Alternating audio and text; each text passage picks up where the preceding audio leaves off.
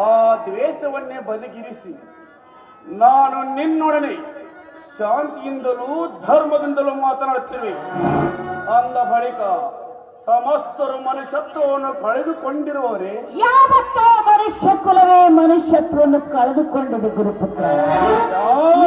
ಈಗ ನಿಮ್ಮ ನಾಲಿಗೆಯಿಂದ ನುಡಿಸಿದ ಶಬ್ದಗಳು ಯಾವ ಶಬ್ದಗಳು? ಪಾಂಡವರ ರಕ್ತ ಮಾಂಸ ಮಜ್ಜಾದಿಗಳೆಂಬ ಶಬ್ದಗಳಿಗೆ ದ್ವೇಷದ ಬಣ್ಣ ಬರೆದಲ್ಲದೆ ಇನ್ನೇನು? ಆ ಬಳಿಕ ಸಾಮಾನ್ಯರ ಪಾಡಾವುದು.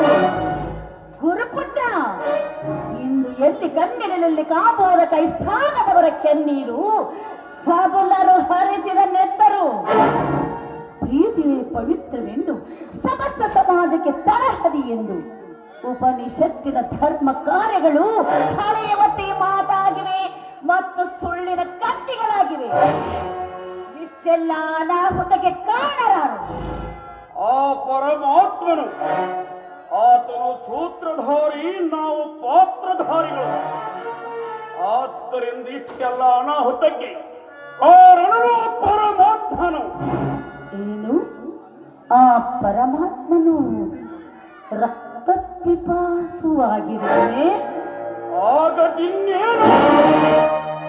ಅಂತೆಯೇ ರಕ್ತ ಪಿಪಾಸುವಾದ ಪರಮಾತ್ಮನಿಗೆ ಅರ್ಪಿಸುತ್ತಿದ ಮನುಷ್ಯಗಳ ರಕ್ತಾಂಜಲ ತರ್ಪಣ ನಡೆದಿರುವ ಭಾರತ ಯುದ್ಧವೇ ಈ ಮೋದಿಗೆ ತರ್ಪಣ.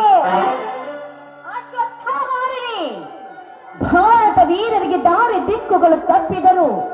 ಭಾರತೀಯ ಸ್ತ್ರೀಯಂದಿಗೂ ದಿಕ್ಕು ತಪ್ಪುವುದಿಲ್ಲ. ದಾರಿ ತಪ್ಪಿದರು ಸಮಸ್ತ ಮಾನವ ಕುಲದ ಪ್ರಗತಿಯ ಪ್ರಬೋಧನೆಗೆ ಕಾರಣವಾಗಿರುವ ಶಾಶ್ವತ ಮೌಲ್ಯಗಳನ್ನು ತಿಳಿಸಿಕೊಟ್ಟು ಒಂದನ್ನು ಇದು ಹನ್ನೊಂದನ್ನಾಗಿ ಮಾಡುವ ಶಕುನಿಯ ವಾಣಿಯನ್ನು ಸತ್ಕರಿಸಿ ಆದಿನ ಮಾತಿನ ಪ್ರತಿ ಒಂದು ಅಕ್ಷರಕ್ಕೂ ಅಮರತ್ವ ಶ್ರೀ ಗುಡಿಯ ಕಟ್ಟಿದ ಕೌರವೇಶ್ವರ ರಾಡದಂಡದ ಪ್ರಭಾವವಿದು. ಪುತ್ರ, ಪಿತಾಮಹ ಭೀಷ್ಮರಂತೆ ನೀವು ಕೂಡ ಧರ್ಮಕ್ಕೆ ಹೆಗಲುಗೊಟ್ಟು ಈ ಭೂಮಿಯನ್ನೆಲ್ಲ ಸ್ಮಶಾನವಾಗಲೆಂದೆನಿಸುವಂತೆ ಮಾಡಲಿಕ್ಕೆ ಹಾಕುತ್ತಿಲ್ಲ. ಅಧರ್ಮ ನಮ್ಮಿಂದ ಧರ್ಮ ಯುದ್ಧದಲ್ಲಿ ಅಧರ್ಮ ರಾಜ ರೀತಿಗೆ ಹೆಗಲು ಕೊಟ್ಟವರಾರು. ಭೂಮಿಗೂ ಭಾರಕ್ಕೂ ಯೋಗ ಸೇತುವೆ ಕಟ್ಟಿ ಕಳೆ ಬರವ ಕಳೆದಿಟ್ಟು ಪರಲೋಕದಲ್ಲಿ ಪುತ್ರ ಶೋಧನವರ್ತವಾಗಿ ಪೊರಮಟ್ಟ ಸೋನಾರ ದೇಹವನ್ನು ನಿನ್ನ ಅಣ್ಣ ಆರ ಕಣ್ಣು ಸಣ್ಣ ಕಡೆ ಚೆಲ್ಲಿದನು. ಯಾರ ಪ್ರೇರಣೆಯಿಂದ ಸುಳ್ಳು ಸುದ್ದಿ ಹಬ್ಬಿಸಿದನೋ ಆ ಧರ್ಮರ